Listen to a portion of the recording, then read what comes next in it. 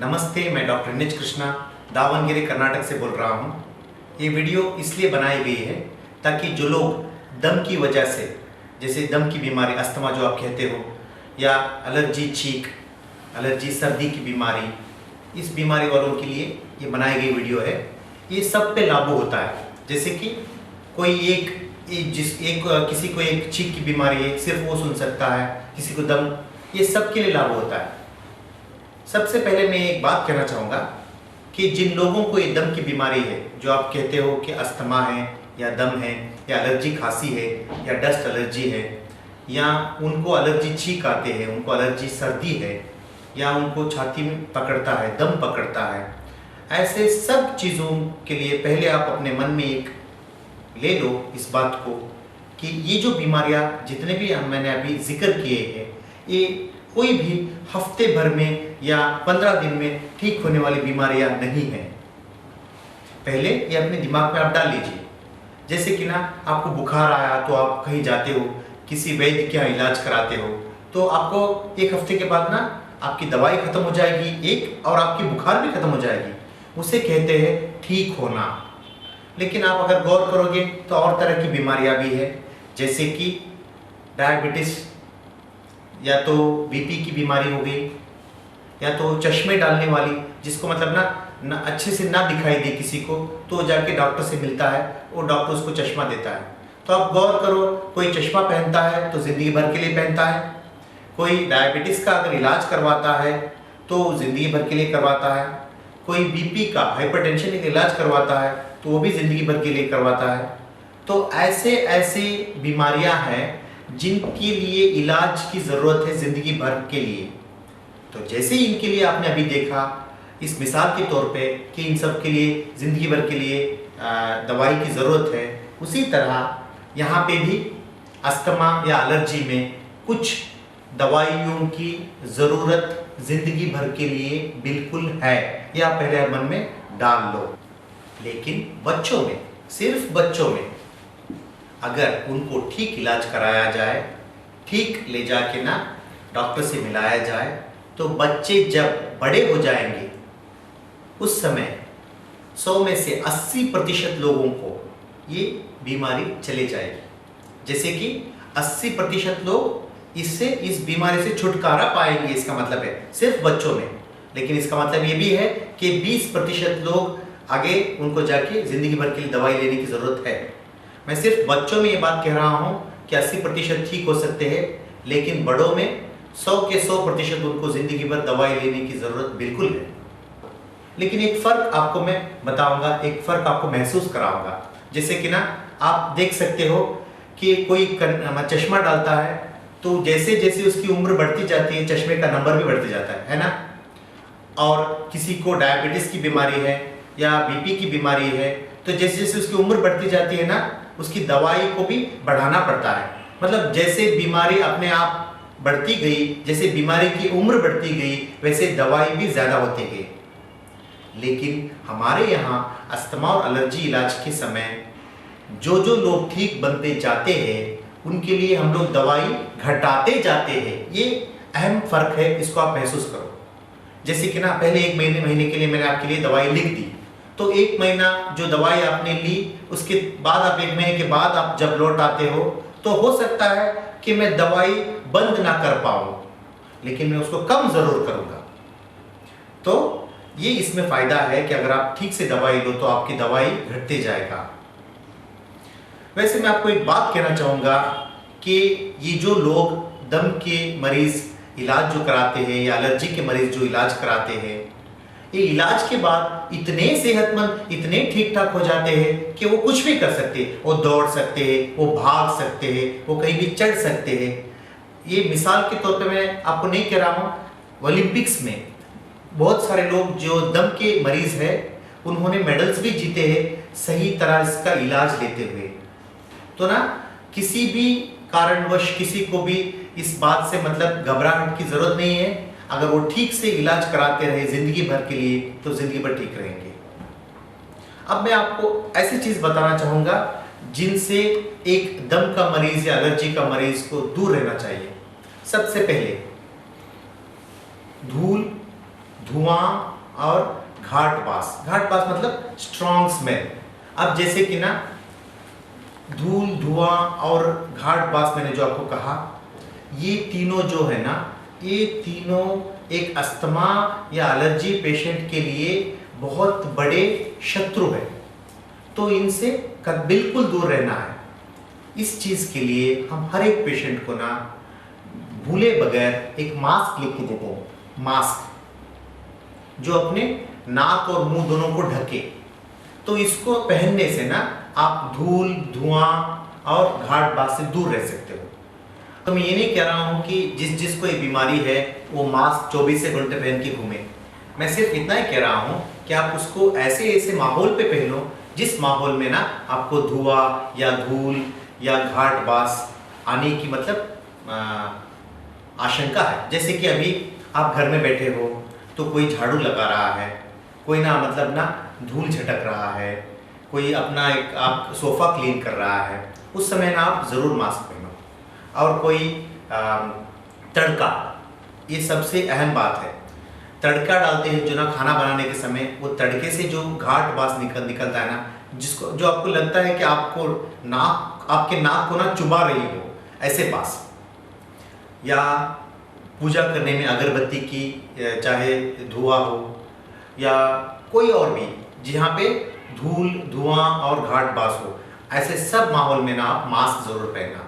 सबसे पहले मैं उनको बताना चाहूँगा, मतलब घर में जो रहते हैं औरतें, जो खाना बनाने के लिए जिनको किचन में रहना पड़ता है, वो तो बिल्कुल मास्क हमेशा डाले जब तक वो किचन के अंदर है।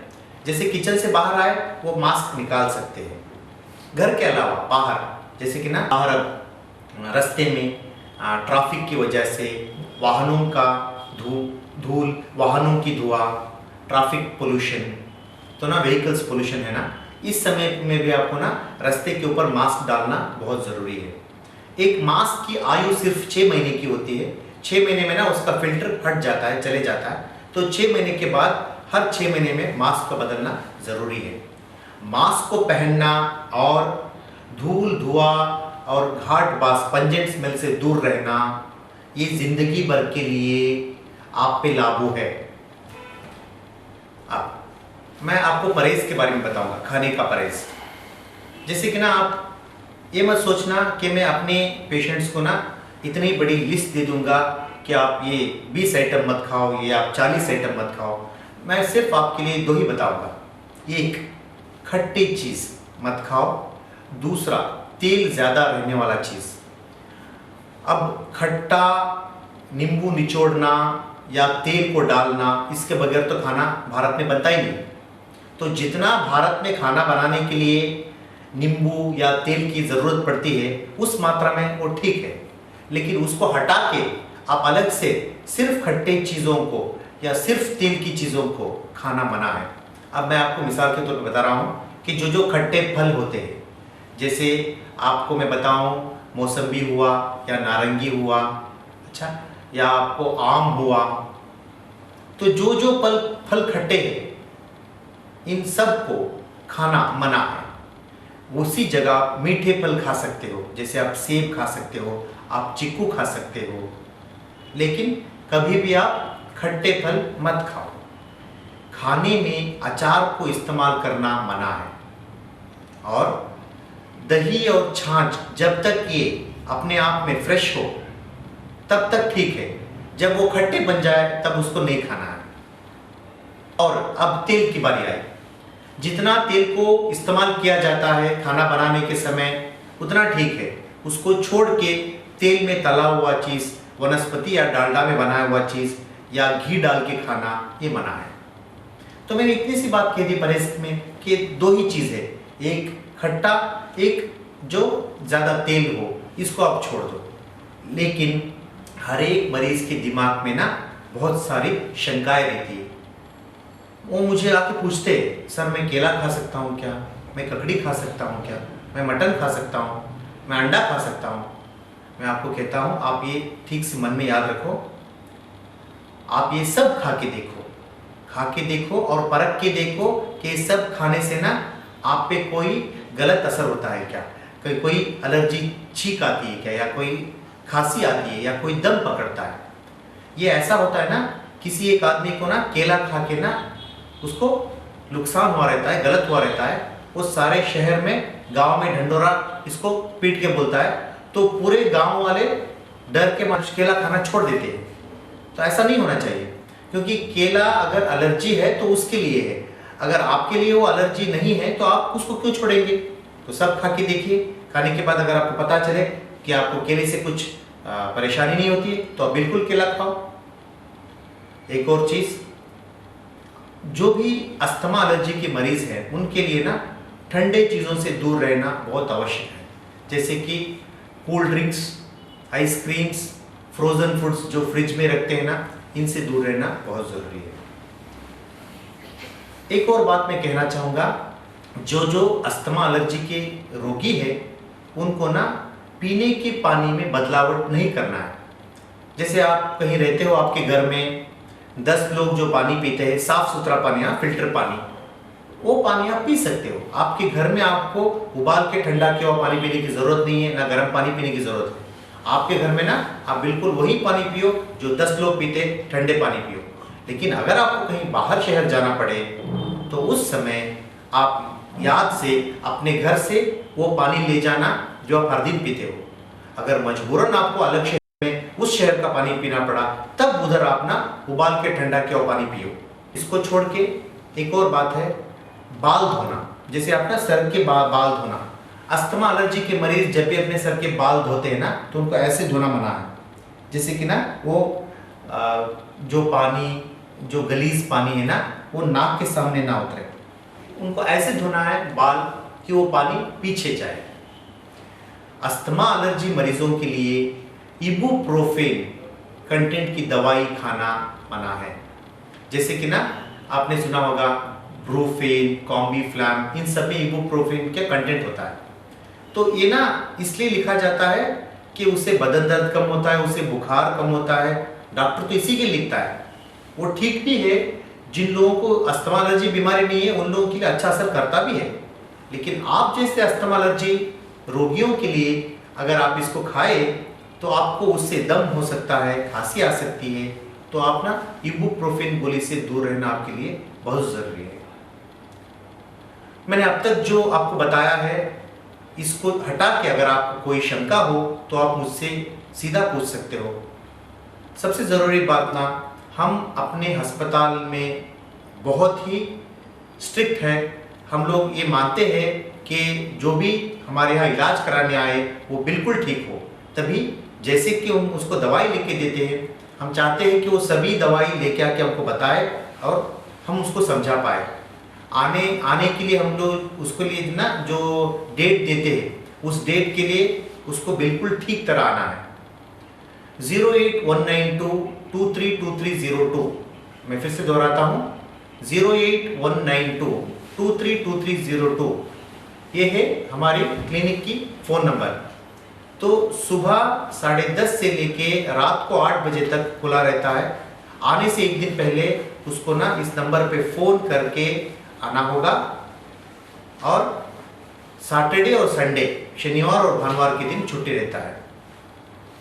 आपने अब तक इत्मीनान से ये सब सुना जो मैंने कहा अस्थमा एलर्जी के बारे में। आपके लिए ना, आप लोगों के लिए मेरा शुक्रिया।